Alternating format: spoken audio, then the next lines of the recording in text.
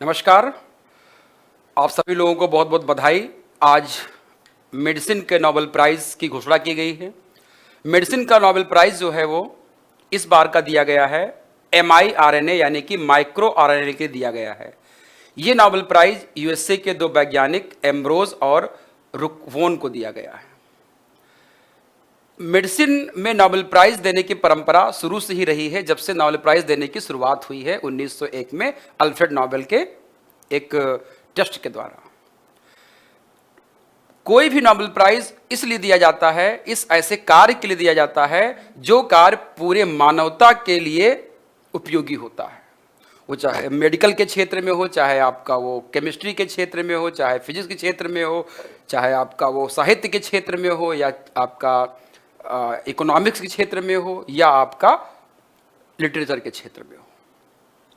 तो आज का जो नोबेल प्राइज मिला है आपको, इन दोनों लोगों को, एम्ब्रोज और रुकवोन को, यूएसए के हैं, ये mRNA। तो हम थोड़ा जानना चाहेंगे, ये यहाँ पर दो लोग हैं, आपका एम्ब्रोज और रुकवोन, इन लोगों को मिला हुआ है।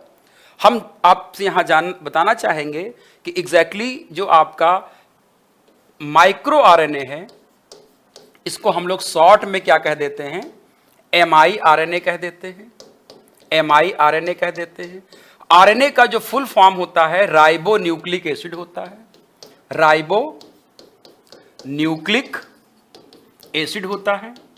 और इसी न्यूक्लिक एसिड में जिसका निर्माण हमारा जो होता है वो सेल के अंदर जो न्यूक्लियस होता है वहां पर होता है।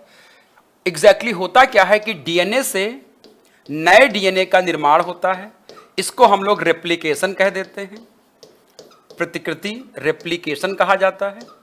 इसके बाद डीएनए से आरएनए का निर्माण होता है, इसको हम लोग क्या कह देते हैं? ट्रांसक्रिप्शन कहा जाता है, ट्रांसक्रिप्शन कहा जाता है।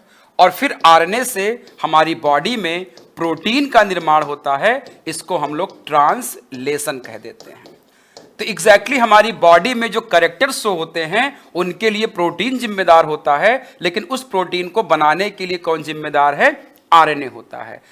कई तरह के आरएनए होते हैं, ट्रांसफर आरएनए, मैसेंजर आरएनए, आपका जो एक mRNA, tRNA, और एक आपका sRNA, एक आपका राइबोसोमल आरएनए होता है जो राइबोसोम का निर्माण करता है। तो एग्जैक्टली जो mRNA है ये हमारी बॉडी में दो जगह पाया जाता है। एक तो मुख्य रूप से कहाँ पाया जाएगा? ये न्यूक्लियस में पाया जाएगा। और प्रोटीन बनाने के लिए ये कहाँ पे आ जाता है? साइटोप्लाज्म में आ जाता है। और कुछ मात्रा में ये ब्लड स्ट्रीम में भी पाया जाता है। कहाँ पाया जाता है? ब्लड स्ट्रीम में पाया जाता है। अब हम जानेंगे कि माइक्रो आरएनए का काम क्या होता है।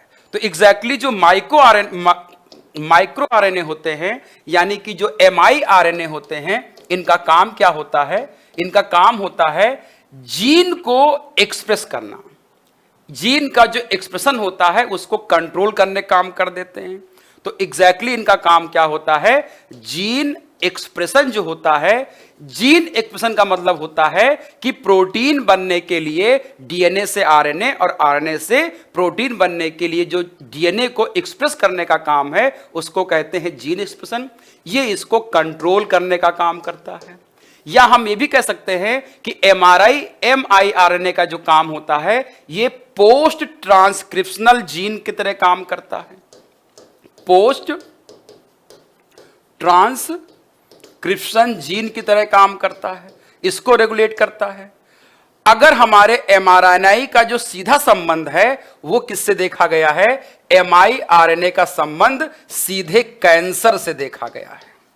अगर mRNA में अगर कोई भी म्यूटेशन होता है या कोई भी चेंज होता है तो हमको वो कहां पे दिखता है? वो कैंसर के रूप में एक्सप्रेस होता है। तो अगर mRNA की स्टडी करने का हमारा मेन उद्देश्य क्या था?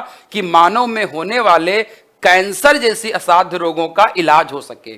तो mRNA की स्टडी से कैंसर के इलाज में, यानी कि इसकी जो उपचार में हमको काफी अच्छी भूमिका ये साबित होगी। उसको इलाज करने में या इसके लिए जो ट्रीटमेंट करने में mRNA के अध्ययन से हमको काफी बेनिफिट होने वाला है।